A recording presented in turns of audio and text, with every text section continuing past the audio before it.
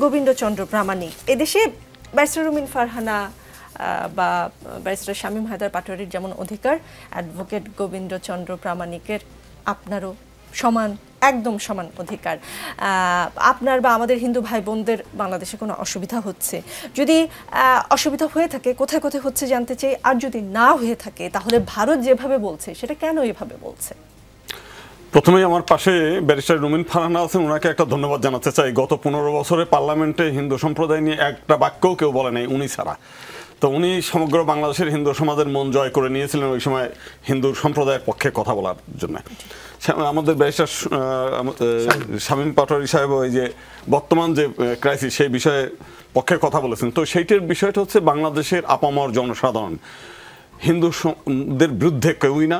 গ্রাম থেকে শহর পর্যন্ত প্রতিটি মানুষের মধ্যে একটা সৌহার্দ্যময় পরিবেশ বজায় আছে। ধর্মীয়ভাবে কোনো বিভাজন নাই, সাম্প্রদায়িক কোনো বিভাজন নাই। সমস্যাটা মূলত হচ্ছে রাজনৈতিক। এবং সবচাইতে বড় ব্যাপার হচ্ছে যে এই যে আমরা হিন্দু সম্প্রদায়, আমাদেরকে প্রথম ব্ল্যাকমেইল করেছে 1954 সালে আওয়ামী লীগ যেদিন জন্ম হয়েছে সেই দিন থেকে এখনো পর্যন্ত আমাদেরও দুর্বলতা আছে। হিন্দু সম্প্রদায়ের কিছু মানুষকে মাসোহারা দিয়ে, বেতন দিয়ে, কিছু সুযোগ সুবিধা দিয়ে সমগ্র হিন্দু সমাজকে তারা ব্ল্যাকমেইল করে, কিন্তু কিছু হিন্দু সমাজ সেটা যেন বুঝতে না পারে সেই ব্যবস্থাটা করেছে।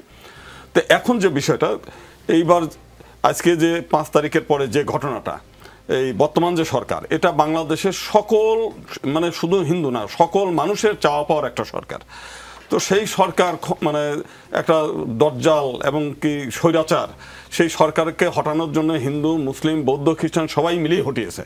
তো এটা অনেকেই বলছে এটা হচ্ছে দ্বিতীয় স্বাধীনতা। তো সেই স্বাধীনতা পাওয়ার পর কেউই এটাকে নষ্ট করতে চায়নি। আমরা দেখলাম 5 তারিখের ঘটনার পরে যখন এই ঘটনা ঘটলো, তখনই বিএনপি, জামাতে ইসলামী, ইসলামী আন্দোলনের সমস্ত নেতাকর্মীরা হিন্দু মহল্লা এবং মন্দিরগুলোতে, বিশেষ করে ঢাকেশ্বরী মন্দির থেকে আরম্ভ করে বাংলাদেশের সব মন্দিরগুলোতে তারা পাহারা দিয়েছে এবং দীর্ঘদিন ধরে, 1-2 দিন না।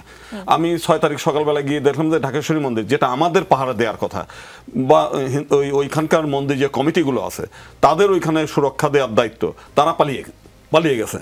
তো আমাদের এই হচ্ছে যে মন্দিরের লোক পালাবে কেন? খালি এখানে তাই না, বাইতুল মোকাররম মসজিদের খতিব আমরা তিনিও পালিয়েছেন।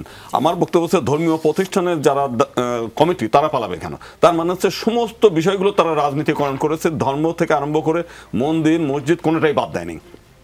তো আমরা যেটা আশঙ্কা করেছিলাম, বিশেষ করে আওয়ামী লীগের কোনো নেতা বলেছিল যে আওয়ামী লীগের যেদিন পতন হবে সেদিন 3 লক্ষ মানুষ নিহত হবে। তো 3 লক্ষ মানুষ নিহত হলে তো হিন্দুরাও ওর মধ্যে আছে। ভারতের গণমাধ্যম কিছু গণমাধ্যম বলছে কেন এইভাবে বলছে? এই বিষয়টা দেখেন, এটাও রাজনীতি।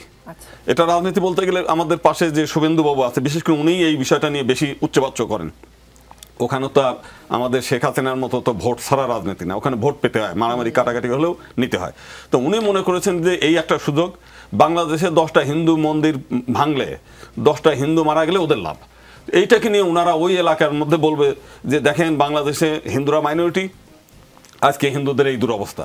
আজকে পশ্চিমবাংলায় যদি মুসলিমরা আরও বেড়ে যায় এবং যদি মমতা বন্দ্যোপাধ্যায় থাকে, তাহলে বাংলাদেশেও ভারতেও তোমাদের মতো অবস্থা হবে, বাংলাদেশের মতো অবস্থা হবে। অতএব তোমরা বিজেপিকে ভোট দাও আগামীতে। ওনার মূল লক্ষ্য হচ্ছে মুখ্যমন্ত্রী হওয়া। আচ্ছা।